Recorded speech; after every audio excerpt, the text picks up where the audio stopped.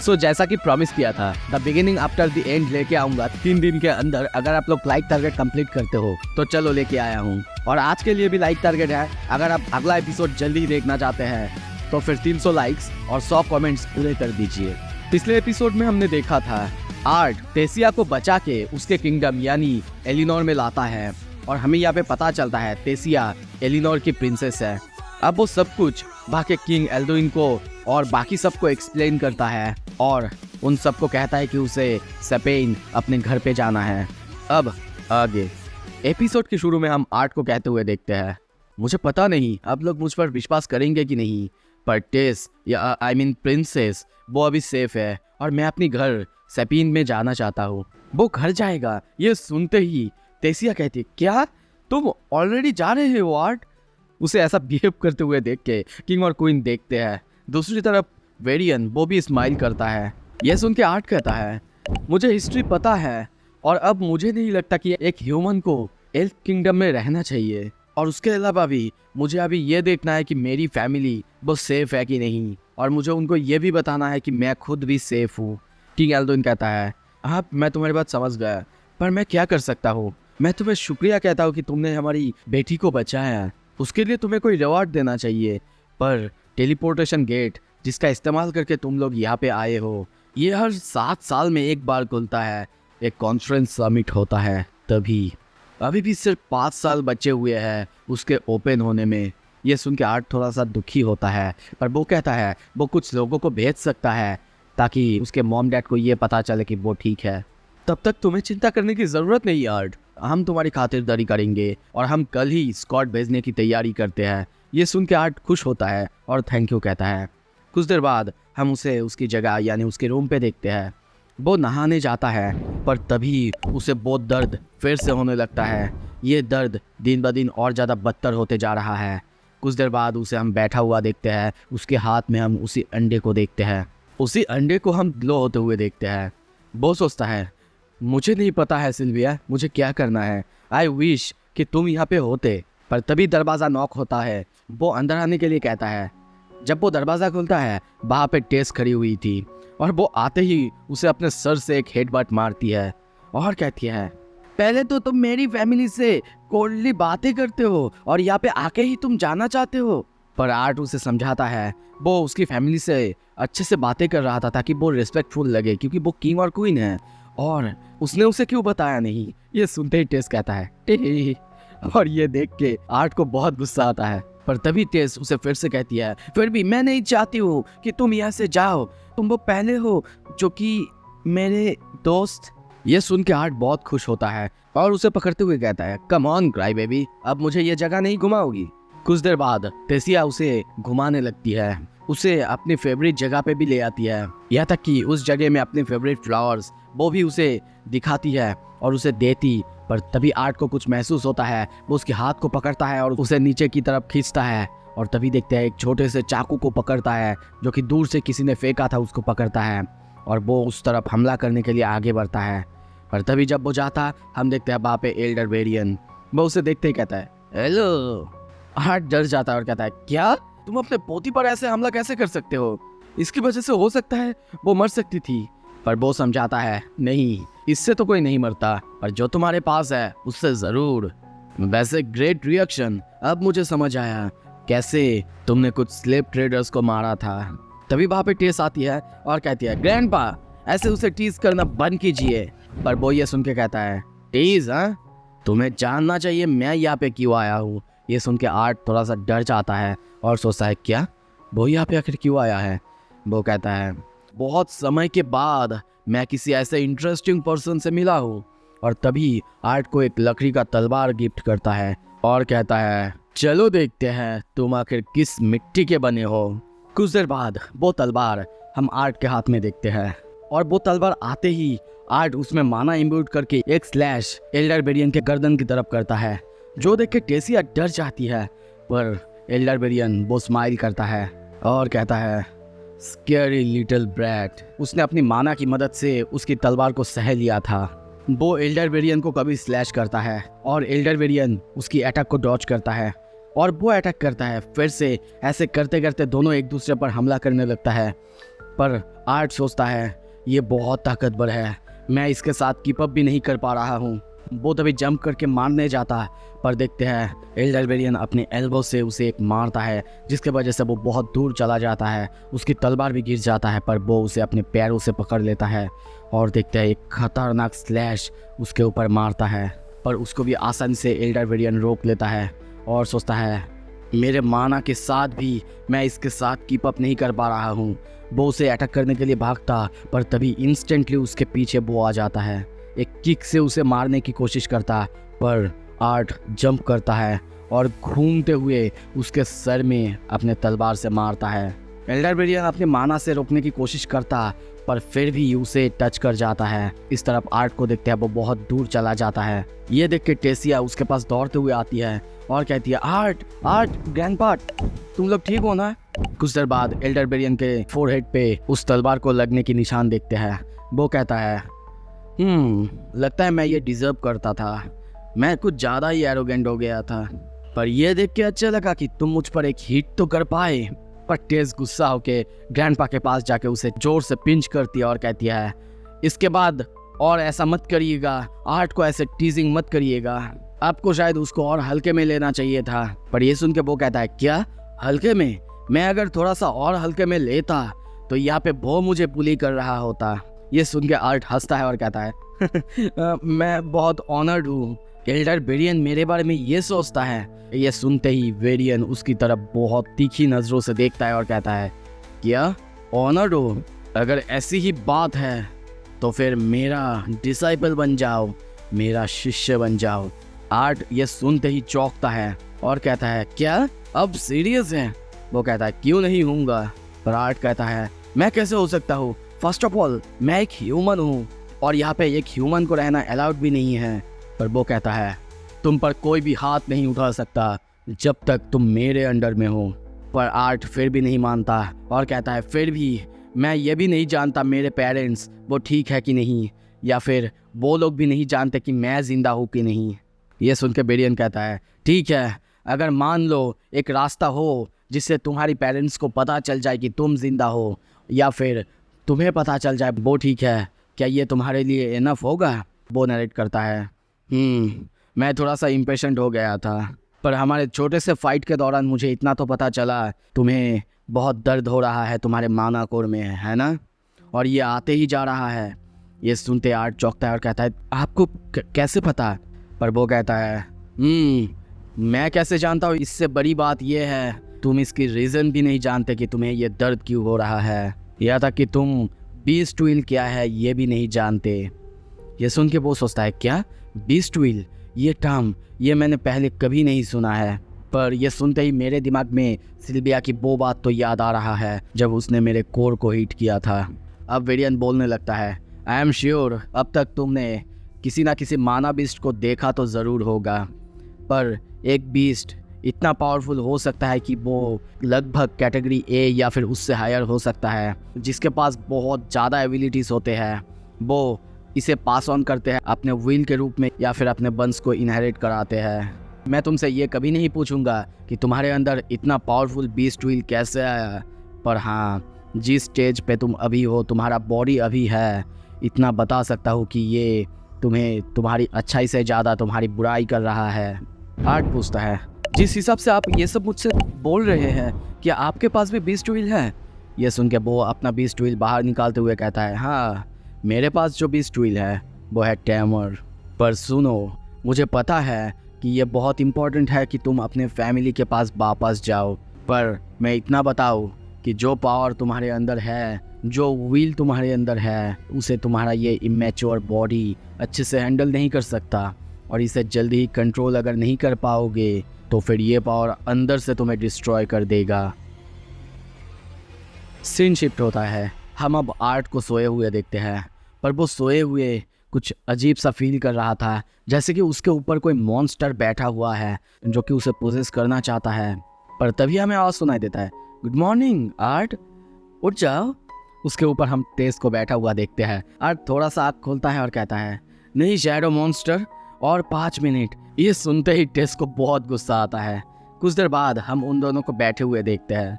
टेस पूछती है हे तुम यहाँ पे रहने वाले हो, है ना? ग्रैंडपा ने मुझसे ये कहा है।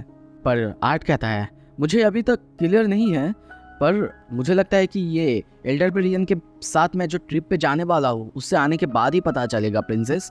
ये सुनते ही टेस उसे पिंच करती है और कहती है, प्रिंसेस, इसके बाद अगर कभी तुमने मुझसे ये कहा तो फिर मार डालूंगी, मुझे बस टेस कहना।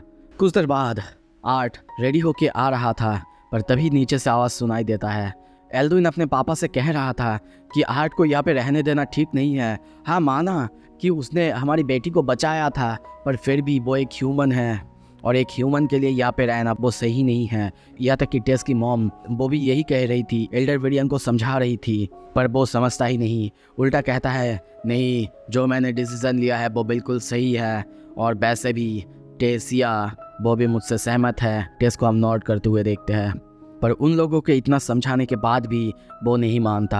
आर्ट जब ये सब कुछ सुनता है और सोचता है, लगता है कि एल्डरबेरियन को ट्रस्ट किया जा सकता है, और तभी वो उन लोगों के पास यानी वो कैरेज के पास चला आता है। उसे देख के एल्डरबेरियन कहता है, तुम लेट हो चुके हो ब्रैड, हमें शायद जल्दी करनी होगी। कुछ ही देर बाद हम उन्हें जंगल में चलते हुए देखते हैं। आर्ट कहता है, हे ग्रैम्स, और कितनी दूर? ये सुन के वो कहता है, ग्रैम्स हैं? वो कहता है, वेल, मुझे लगता है कि अब हम बहुत कंफर्टेबल हो चुके हैं, मैं आपको ये कह सकता हूँ, है ना? वैसे आपके मिस्टीरियस फ्रेंड को मिलने जा रहे हैं, है ना? पर तभी वहाँ पे हम टेस को देखते हैं, वो आर्ट के कंधे पे सो जाती है।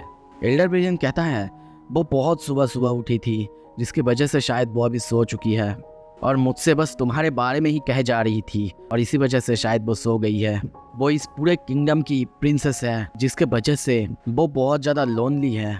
उसके आसपास लोग तो रहते हैं जो कि ऐसा प्रेटेंड करते हैं कि वो उसकी दोस्त है, पर वो कभी उसके दोस्त नहीं होते। पर इस कुछ दिनों में तुम्हारे साथ वो जितना हंसी है, मैंने उसे अब तक इतने सालों में उतना हंसते हुए नहीं देखा है। इसके लिए तुम्हें शुक्रिया आर्ट। कुछ देर बाद वो लोग पहुंच चुके हैं। टेसिया उठते हुए कहती है, क्या हम लोग आ चुके हैं? कुछ ही देर बाद उनको जंगल के बीच एक घर के सामने हम देखते हैं। आर्ट सोचता है, आई वंडर, ये मिस्टीरियस दोस्त ये आखिर कौन है जिसकी वजह से हमें इतना रूरल एरिया में आना पड़ा। पर तभी देखते हैं एल्डरबेरियन उस घर के दरवाजे को जोर से लात मारते हुए कहता है, हे यू ओल्ड विच, जल्दी से बाहर आ जाओ। ये कहते ही हम देखते हैं बाहर से एक बूढ़ी औरत बाहर आते हुए कहती है, मेरी कान अभी भी ठीक है, मैं सुन सकती हूँ। वेरियन आर्थर से मिलाता है और कहता है, यह है रीनिया, जो कि एक डिविएंट है। आर्थर उसे अच्छे से ग्रीट करता है। यह सुन के वो कहती है, वेल, हमारे पास समय नहीं है, चलो अब अंदर चलो। आर्ट डिविएंट ये सुन के सोचता है, तो फिर ये भी मेरी मॉम की तरह है, ये लोग नॉर्मल मैजिक के 4 कैटेगरीज में आते ही नहीं हैं। आई वंडर वो मेरी मदद कैसे कर सकती है। और तभी बिना देर लगाए वो उससे माफ़ी मांगते हुए कहता है, माफ़ करना, हो सकता है मैं थोड़ा सा जल्दी कर रहा हूँ, पर मुझे बता सकती है आप मेरी मदद आप कैसे कर सकती है? ये सुन के वो समझाती है, बॉय, मैं एक डिवाइनर हूँ, हमारे इस नेचर की मैजिक में अलग अलग मैजिक अलग अलग ताकतें हो सकता है, पर मैं थोड़ा सा ज़्यादा कैपेबल हूँ। मतलब है कोई भी मुझसे छुप नहीं सकता या फिर अपने आप को छुपा नहीं सकता अगर मैं उसके पीछे पड़ जाऊँ तो। एग्जाम्पल के लिए मैं बता दूँ, तुम स्पेशल हो, इतना स्पेशल कि मैं तुम्हारी लाइफ के कुछ हिस्से को देख भी नहीं सकती। ये मेरी आँख है, ये वो सब कुछ देख सकती है, पास्ट प्रेजेंट वो सब कुछ। पर तुम यहाँ पे ये सब के लिए नहीं आए हो, है ना? तुम तो आए हो अपने मॉम डैड के बारे में जानने या फिर उनको बताने कि तुम जिंदा हो। ये सुन के आर्थर नोट करता है। तभी वो उसके सामने पानी से भरा हुआ बेसिन देती है और कहती है, इसमें देखते रहो और अपने पेरेंट्स को इमेजिन करते रहो तब तक जब तक कि वो तुम्हारे सामने ना आ जाए। एक हाथ उसके सर पे और एक हाथ बेसिन की तरफ देती है और अपना मैजिक चालू करती है। आर्थर भी अब अपने मॉम और डैड के बारे में सोचता है। कुछ ही देर बाद जब वो बेसिन के अंदर यानी पानी के अंदर देखता है, चौंक जाता है, क्योंकि उसके सामने उसके मॉम और डैड थे। हम उसके मॉम को देखते हैं, वो खाना तैयार करके लाई थी। वहीं पे उसकी डैड को, उन दोनों की हालत हम थोड़ा सा खराब देखते हैं। वो खाना देख के रे बहुत खुश था, पर कुछ ही देर बाद जब वो बैठने जाती उस खाने को देखती है और सोचती है, आर्ट ये तुम्हारा जगह हुआ करता था। रे उसे कहता है, हनी क्या हुआ है? वो कहती है, नहीं नहीं कुछ नहीं। हम उसे बहुत दुखी देखते हैं, उसकी आंखों में डार्क सर्कल्स भी आए थे। यहाँ तक कि रे की हालत वो भी बहुत बुरा था। उसका बच्चा अब बढ़ रहा था, पर तभी आवाज आता है, हाय मॉम। Hi dad. वो दोनों चौंकते हैं, एक दूसरे को देखते हैं। आर्थर कहता है, ये मैं हूँ, आपका बेटा आर्थर। ये सुनते ही दोनों के हाथ से चम्मच नीचे गिरते हैं। आप लोग शायद बहुत सरप्राइज होंगे मेरा वॉइस अपने दिमाग में सुन के। यहाँ पे एक लेडी है जो कि बहुत पावरफुल है, जो कि आपकी तरह है मॉम, और इसी ने ऐसा मैजिक करा है कि मैं आपसे बातें कर सकता हूँ। हाँ, मैं उस दिन उस पहाड़ से गिरने के बाद किसी तरीके से बच पाया था। ओके गाइज, यहाँ पे आर्ट नैरेट करता है और उसी के साथ पास्ट की हर वो सीन चलता है।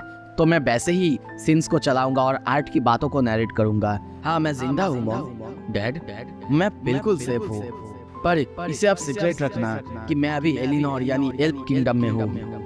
मैं जानता हूँ ये आप लोगों के लिए बहुत मुश्किल रहा होगा, मेरे लिए भी बहुत मुश्किल था। आई होप कि मेरे साथ जो हुआ है इसके वजह से आप लोग अपने आप पर ब्लेम नहीं डाल रहे होंगे, क्योंकि मैं प्राउड हूँ उस समय जो मैंने किया था। और चिंता करने की जरूरत नहीं है, मैं जल्दी ही वापस आ जाऊंगा। आई विश कि मैं अभी जा सकता आप लोगों के पास, पर मैं अभी नहीं जा सकता। लगता है मुझे कुछ हुआ है जिसका कि ट्रीटमेंट मुझे करना होगा यहाँ पे। मैं किसी भी खतरे में नहीं हूँ, पर मैं श्योर भी नहीं हूँ कब तक मैं आप लोगों के पास आ पाऊंगा। ओके, मैं थोड़ा सा बता देता हूँ। आर्ट के जाने के बाद वो लोग अपनी जगह छोड़ के किसी और जगह पे आ चुके थे और वहीं पे वो लोग अब रहने लगे थे। यहाँ तक कि आई थिंक कि आर्ट के डैड यानी रे वहाँ पे अपना जॉब भी चालू करता है। आर्ट भी अब उन दोनों को कहता है, तो फिर मॉम डैड अच्छे से अपना ध्यान रखिएगा और आने वाले बेबी का भी ध्यान रखिएगा। प्रेजेंट में ये सुनते ही रे और एलिस दोनों रो देते हैं, बहुत खुश होते हैं। और आर्ट ये जब देखता है वो भी रोता है, पर ये खुशी के आंसू थे। वेरियन से कहता है, मैं तैयार हूँ। सीन शिफ्ट होता है, हम देखते हैं वेरियन और बाकी सब अब राजमहल में वापस आ चुके हैं। वहीं पे किंग और क्वीन उनके स्वागत में खड़े थे। किंग तभी आर्थर को रोकता है और उससे माफी मांगता है और उससे शुक्रिया कहता है उसकी बेटी को बचाने के लिए। और अब वो लोग भी मान चुके थे कि वो यहीं पे रहेगा। ये सुन के आर्थर भी खुश होता है, पर तभी वहाँ पे टेस आती है और कहती है, पापा अगर आप सच में आर्थर से सॉरी कह रहे हैं तो मुझे और आर्थर को बाहर खेलने के लिए जाने दीजिए। ये सुनते ही किंग क्वीन एक दूसरे को देखने लगते हैं। कुछ ही देर बाद हम उन दोनों को देखते हैं। टेसिया तैयार होके आई थी। कुछ देर बाद हम उन दोनों को टाउन में घूमते हुए देखते हैं। अलग अलग जगह वो लोग जाने लगते हैं, पर तभी आर्थर का एक छोटे से बच्चे से धक्का लगता है। वो सॉरी भी कहता है, पर वो बंदा कहता है, ग्रॉस एक ह्यूमन, लगता है ह्यूमन जम्स मेरे ऊपर आ गया है।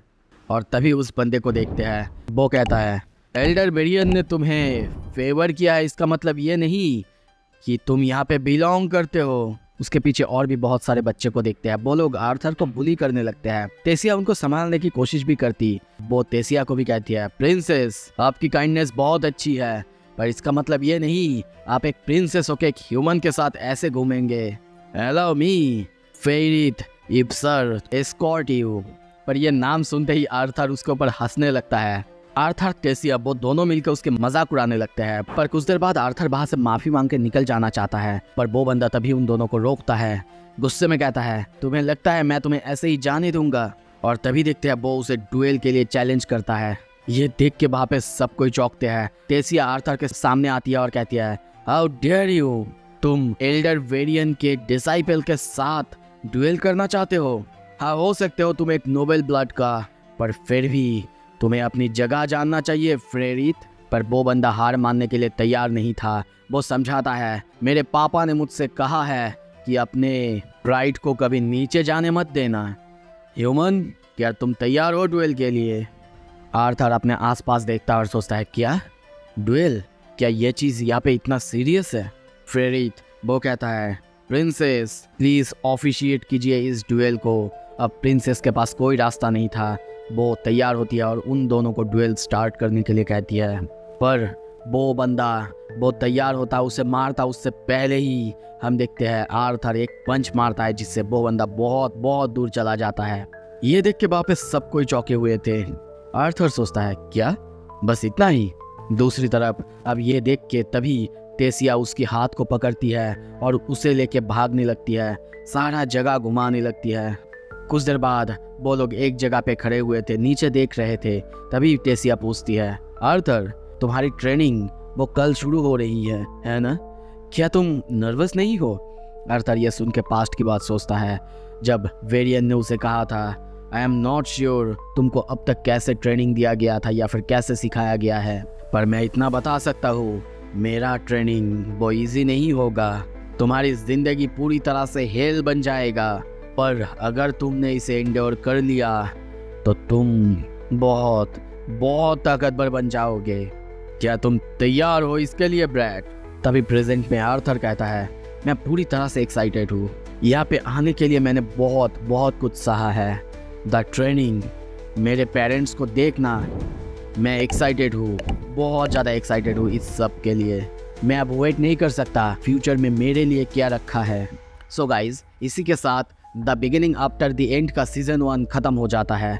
सीज़न 2 जल्दी आएगा अगर आप लोग अपना लाइक टारगेट पूरा करेंगे, और अगर आप चैनल को और थोड़ा सा सपोर्ट करना चाहते हैं द ओमनिशिएंट रीडर्स व्यू पॉइंट या फिर बाकी जो मेरे वीडियोज़ है वो भी जाके देख सकते हैं, उनका भी स्टोरी काफ़ी कमाल का है। Thank you so much. Stay